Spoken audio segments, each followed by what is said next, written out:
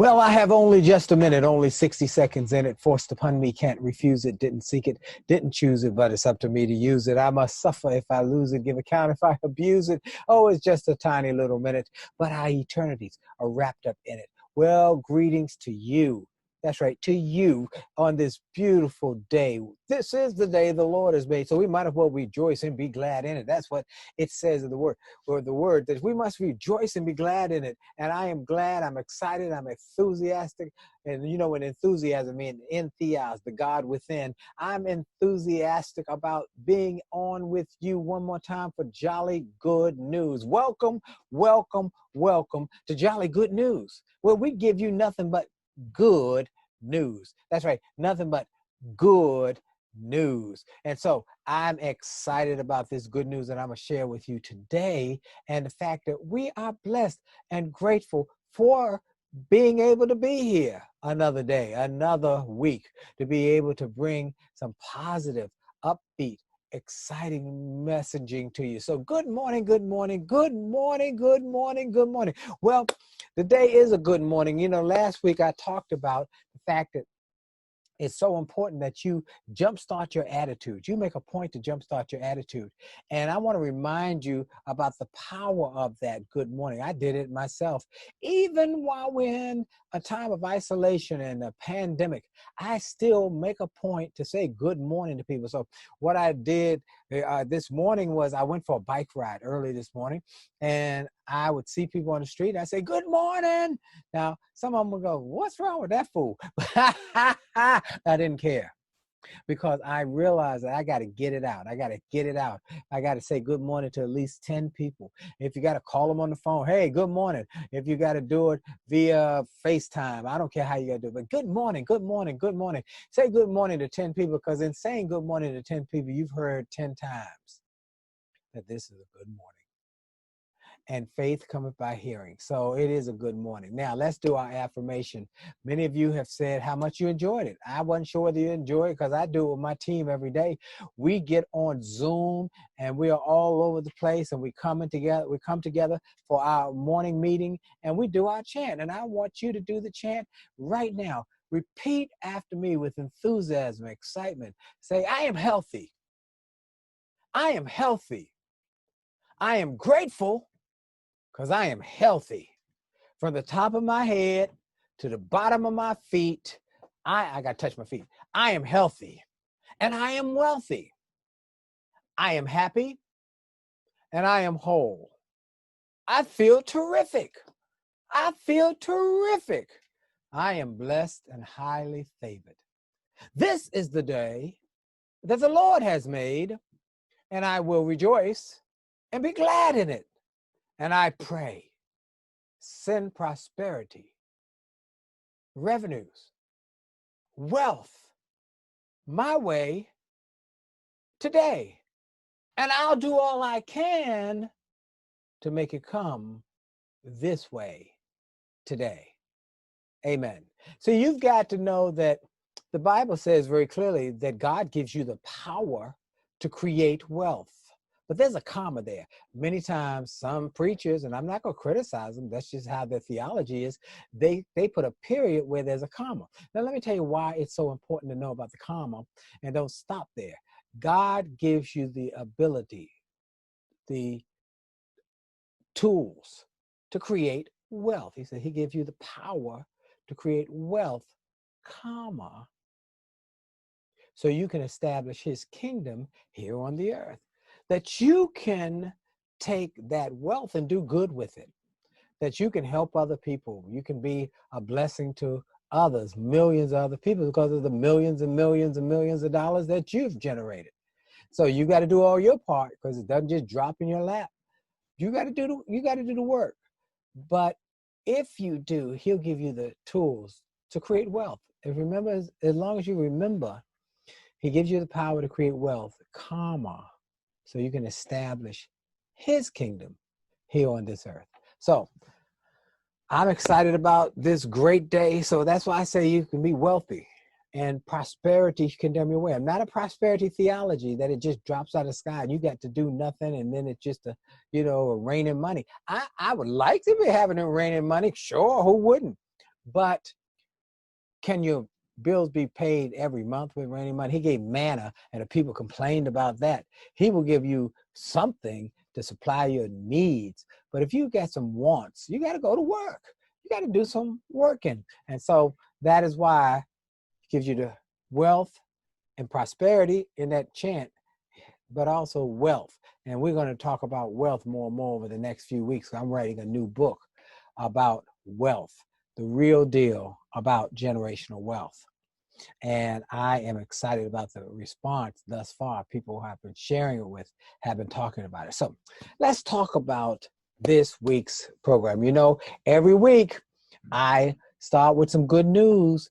Good news, good news, good news. I got good news, good news, good news, good news. I've got good news. Okay, the good news for the day is we've got, I'm not, you know, when you go to the news every day on the regular news, they tell you how many people got infected by the coronavirus crisis globally, and then how many people went home to be with the Lord and died. But I don't dwell on either one of those statistics. I dwell on a different statistic. And the statistic this week, 2.75 million. 2.75 million people have gone home and are sitting at home with their feet up watching the television. You might be watching me right now saying, I beat it. Like that person said last week, I love that, said, I'm not a worrier, I'm a warrior. That's the World War II veteran who had been through the war, who got coronavirus, said, don't worry, I'm coming out of this because I'm not a worrier, I'm a warrior. And that's one of the things I want to talk about today is of overcoming your fears. Because it's important that you overcome your fears, or your fears very well could overcome and take over you. And so you got to overcome your fears. They're going to have an impact on you. Now, fear, just so you know, is a mechanism that God placed in us to help us avoid danger and help us avoid injury. But there are only, according to psychologists, only two innate fears that you were born with: the fear of falling and the fear of loud noises. Everything else is a learned behavior, a learned fear. Fear of darkness, learned. Fear of snakes, learned. Fear of the boogeyman, learned. And so we must be careful not to let the fear of the moment overwhelm us about what God has sent us here to do. Now, we know that this is a time where you have to be careful. You have to be wise. I got my mask, like everybody else got their mask. And, you know, you got your mask, and you got to be wise going out in public with your mask on. And yeah, I got that. I'm good. In fact, I got a couple of them. I got that one. I got this one. This one is newsprint. Here's the news. Good news, good news, good news. I got good news everywhere. Now, I want to give good news, but here's the thing. We know that you've got to be wise. You got to wear your mask. But I also want you to understand that you can't sit in front of the television 24/7 watching the bad news. No, that's why I started this good news show, to give you some good news in a time of bad news, sad news, depressing news. We need some good news. Am I right about it? How many agree with me? You need some good news. How many? Come on now. Yeah. Tweet that. In fact, if you are watching this, make sure you share this. Make it a share. Hit your watch party. Say, everybody watch what Dr. Willie Jolley is talking about. You need to be having a watch party right now about my jolly good news. Hit a watch party. Start a watch party. Send some love. Send up the balloons and the smiles and everything so more people know about it. Then I want you to tell Lottie Dottie and everybody about this, that we're going to talk about good news, to inspire you, to encourage you, to uplift you, to empower you, because you need good news for your spirit and for your soul. You know, Proverbs said that good news is good for your soul, like medicine. Yes, it's good for you, because bad news make you down. You know, I love this analogy. If it was rainy and cold and wet and clammy and chilly, and, when you wake up and it's like that outside, what does your body want to do? Stay in bed. You know, and I know you don't want to get out of bed when it's cold and wet and clammy and chilly and whew. But if it's beautiful, sunny, birds are singing, you can hear the chirping, it's a glorious day. You can feel the sun coming. You don't want to stay in bed on that day. You want to get up and get about that day. Am I right about it? Right, right, right. The same is true for your psyche. If you only hear bad news, how many people got killed? How many fires there were? How many little children got killed? How many little children got snatched? How many people died? How much terroristic threats there are? How many terroristic threats? How bad everything? All you hear is bad news all day long. What a way to start your day. No, start your day with some good news. Good news, something uplifting, encouraging, inspiring. Why is that? Because if you heard this morning a show like my daily 1-minute messages, and if you're not on my newsletter, you missing out on getting my message. They're absolutely free. We send them out on my newsletter list. But if you can't get the newsletter, you can always hear me every morning on the Get Up Morning with Erica Campbell radio show at 8:20 Eastern and 7:20 Central with my daily good news message. But imagine you woke up this morning and heard this one. Every morning in Africa, a gazelle wakes up. And those of us run faster than the fastest lion, or it will be killed and eaten. Also, every morning in Africa, a lion wakes up and knows it must outrun the slowest gazelle, or it will starve to death. It does not matter whether you are a lion or a gazelle. When the sun comes up, you better be running. Yeah, that kind of positive, uplifting, upbeat message. I'm telling you, you better be running. You better be running. Sun come up, you better be running. You're going to either be the hunter or the hunted. You're going to be either the eater or the eaten. So you might as well get up and get running and get going and get excited about what's possible.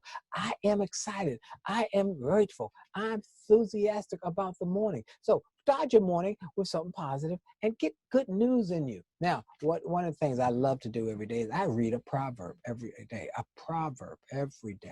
And I read whatever that day's proverb. I read it in the New King James Version, and then I read it in the Message version. The Message version is a daily version, a Bible that is in today's language, today's upbeat language, and it's very motivational. And so I've been doing that for a number of years, and I just repeat it every month. I just go, it's like a cycle. But then I also been reading Psalms, and I read a Psalm that has really, really encouraged me. And I want to share it with you because I think it's so powerful. In fact, a lady sent it to me to remind me. Because I've been reading so many other things. He said, don't forget to read Psalm 91 because it speaks to this situation we're in. And I went back and she was absolutely right. Let me read it to you and let me kind of set it apart for you how powerful it is. He or she who dwells in the secret place of the Most High shall abide under the shadow of the Almighty. I will say of the Lord, He is my refuge and my fortress, my God in Him I will trust. Surely He shall deliver me from the snare of the fowler and from the perilous pestilence. Now, what is that? What else? He shall deliver me from the snare of the fowler. That's what you're trying to grab me, get me, catch me, and from the perilous pestilence. This virus is a pestilence. It's perilous. He shall cover me with his feathers, and under his wing I shall take refuge. His truth shall be my shield and buckler. My shield, like a shield that you fight with, and buckler is your tool, your armor, and your weapon. I shall not be afraid of the terror by night. Some say that virus comes like night, like the Egyptian time when the plague came over nighttime, and they had those who had the blood on their doors. It passed over. I shall not be afraid of the terror by night, nor of the arrow that flies by day, of the attacks, the negative, the situations, and the stuff that's happening in the streets, nor of the pestilence that walks in darkness, nor of the destruction that lays waste at noonday. Whether it's day or night, there's all sorts of pestilence. I'm not going to be afraid of it. I should not be afraid of the terror by night, nor the arrow that flies by day, nor of the pestilence that walks in darkness, nor of the destruction that lays waste at noon. 1,000 may fall at one side, and 10,000 at your right hand. We know that we just hit a milestone number from what I have read in the bad news, a milestone number of people. But 1,000 may fall on one side of you and 10,000 on the other side of you. But that pestilence, it shall not come near you. Is that good, or it's not going to come near you? Only with my eyes and your eyes shall I look. And then I'll see the reward of the wicked. Those who do bad, the wicked, they'll get theirs. Because I made the Lord. Now, how did it all happen? Everybody's not getting this. 1,000 may fall on one side and 10,000 on. Who are the ones who get this?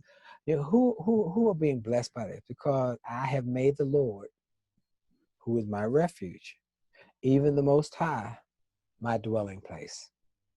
No evil shall befall me, nor shall any plague come near my dwelling. For he, God, shall give his angels charge over me. So I'm believing that God will give his angels charge over you. And I pray all the time, angels, surround me, surround my family. When I wake up in the morning, I thank God. First of all, I say, God, thank you for this beautiful day. And then I roll out of bed and I do my prayers. I pray for my family. I pray for my friends. I pray for my loved ones. I pray for people close, near, and far, who I would just say, God, put a hedge around them. Keep them from hurt, harm, and danger. He said that. He said, we'll keep a charge over you to keep me in all my ways. Wow. So he'll keep the angels to give charge over me, to keep me in all my ways, and in their hand they shall bear me up, lest I will dash my foot against the stone. I'll trip and stumble. And I shall tread upon the lion, the strong thing, and the cobra, the slick thing, the young lion and the serpent. I shall trample underfoot. It won't get me because I'll be above it. I'm keep doing my thing because I got people to see, places to go. I got empowering messaging to give to more people. We're doing it online now. We're not going out into the marketplace. We're doing it online. And that's called a pivot. When you're going through a difficult time, you got to pivot. No, come on, let's do that right there. Pivot. You got to think of how you pivot. Pivot in what you do. Things don't have to be the way we've always done it. It doesn't have to be the status quo. We can do it in a new way. And that's what I'm doing. I'm doing my messaging, my speaking, my programming all online. I'm taking everything online. There's one thing that we are finding is a great opportunity for those who think it's an opportunity. Okay, keep going. Because now this is interesting. That one almost threw me because it said he has set his love upon me. But really, he's talking about himself because the M in me is capitalized. That means we're talking about God, and H and E is small, which means me. So I have set my love upon him. Therefore, he will deliver me. So if you want all of these things that we've talked about, that 1,000 will fall on your side, you've got to set your love on him. He will set me on high because I have known his name. I will trust the Lord. Here's another one I like, Psalm 34. I'm going to come back to 91 in a minute. I will trust the Lord at all times. His praise shall continually be in my mouth. My soul shall make his boast in the Lord. The humble shall hear of it and be proud. Oh, magnify the Lord with me and let us bless his name and exalt his name together. I've been memorizing one piece of that after another, and I love what it said. Taste and see that the Lord is good. Blessed is the man who trusts in him, or the woman. I have known his name. He shall call me, I shall call upon him, my God, and he will answer me. He will be with me in a time of trouble. Well, what else is there right now? It's definitely time of trouble. Am I right about it? Yep. And he will deliver me and honor me with long life. He will satisfy me and show me his salvation. I decided I'm going with that.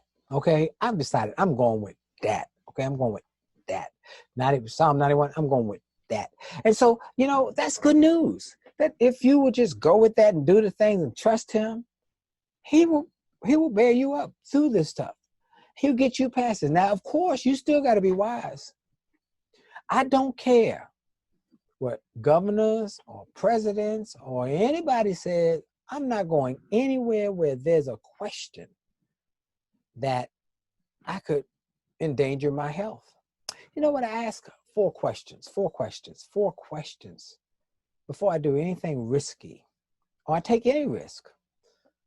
4 questions are in my books, in a number of my books, but I know it's in my Attitude of Excellence book. 4 questions that I recommend you use when you got to make a decision and you're not quite sure which way to go. Question number 1, what's the best that could happen if I do this?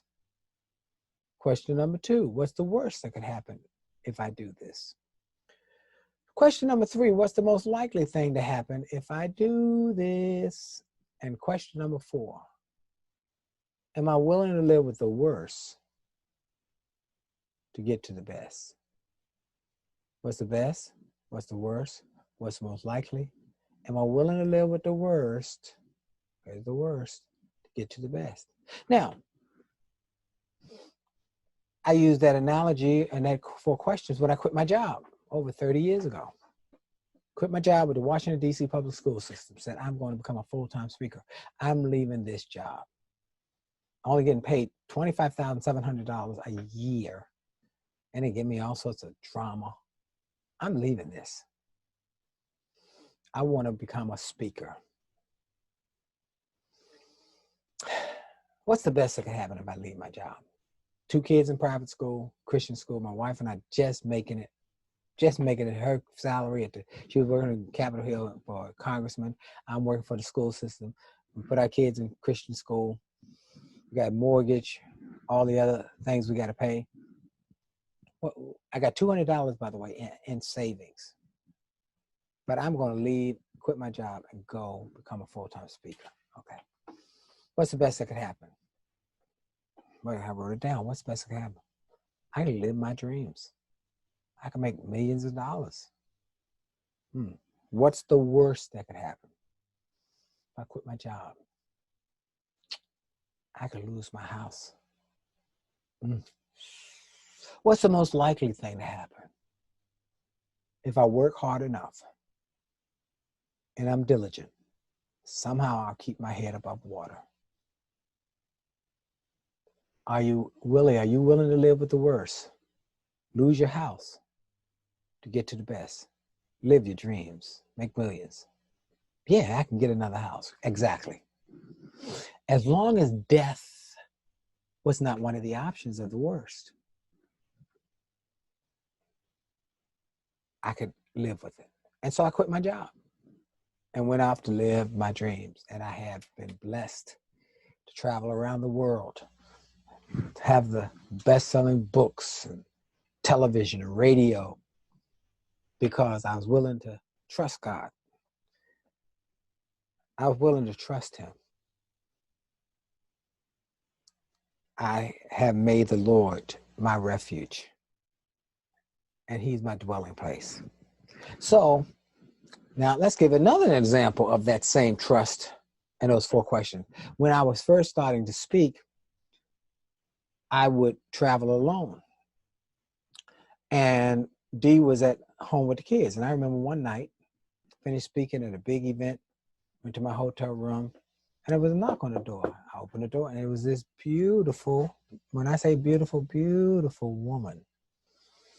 My goodness, just dropped dead. She said, your speech was fabulous.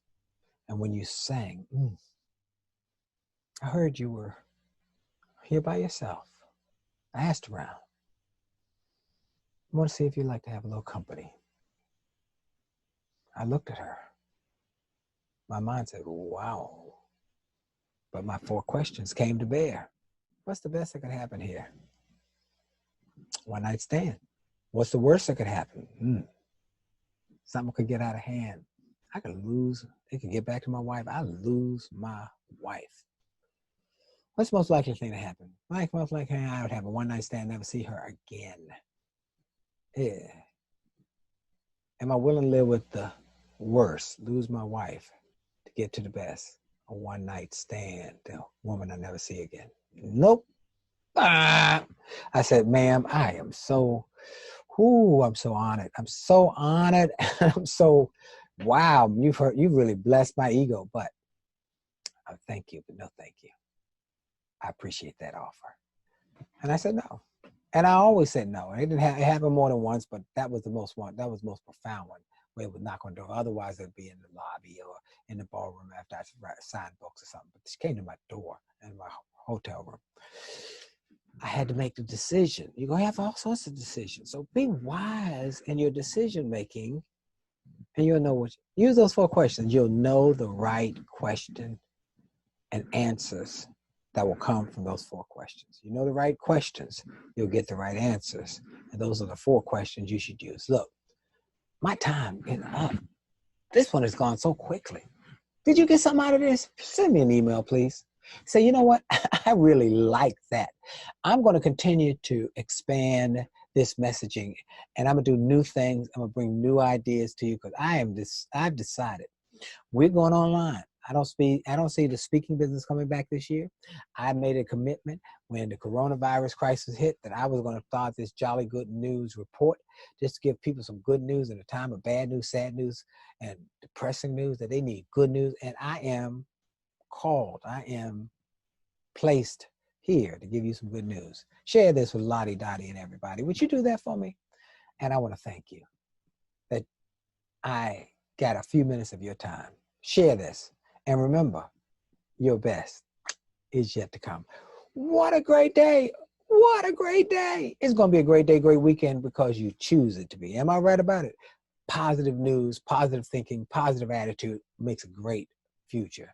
Hey, Dr. Willie Jolley, I love you, and nothing you can do about it. That's right. Nothing you can do about it. I'm going to love you no matter what. Look, I got to go. Love you. Have a great day. See you soon.